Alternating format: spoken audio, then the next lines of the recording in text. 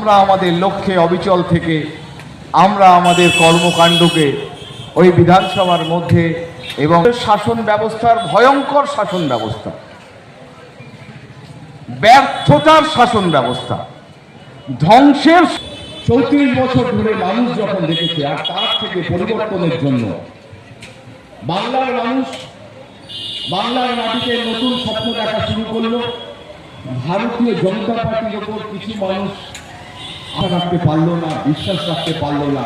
তাদের কাছে প্রশ্ন ছিল, এই মুহূর্তে যদি ভারতীয় জনতা পার্টির সরকার প্রতিষ্ঠিত হয়,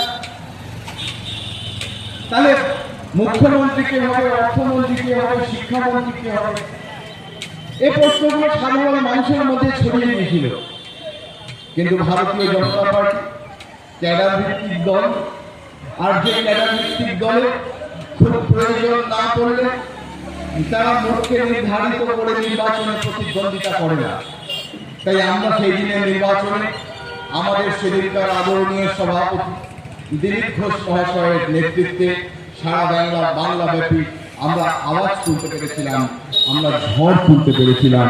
কোথায় ঝড় তুলতে পেরেছি? মানুষের মনের মধ্যে আমরা ঝড় তুলতে পেরেছি, মানুষের মনের মধ্যে আমরা আওয়াজকে প্রতিষ্ঠিত করতে পেরেছি।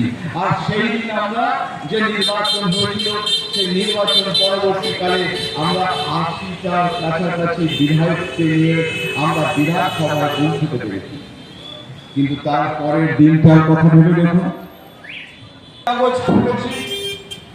আর যন্ত্রণায় আমরা ছটফট করেছি, কাউকে বলতে পারিনি, খালি নিজের বন্ধুদের মধ্যে আলাপ আলোচনার মধ্যে সীমাবদ্ধ হয়ে প্রত্যেক দিন খবরের কাগজ খুলে আমরা দেখতে পেয়েছি কোথাও না কোথাও তাদের মধ্যে থানায় গিয়ে পৌঁছেছে।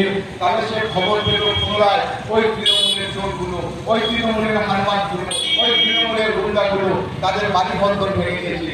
তার যদি কোনো ছোট দোকান ছিল, সেই দোকানটা ভেঙে দিয়েছে।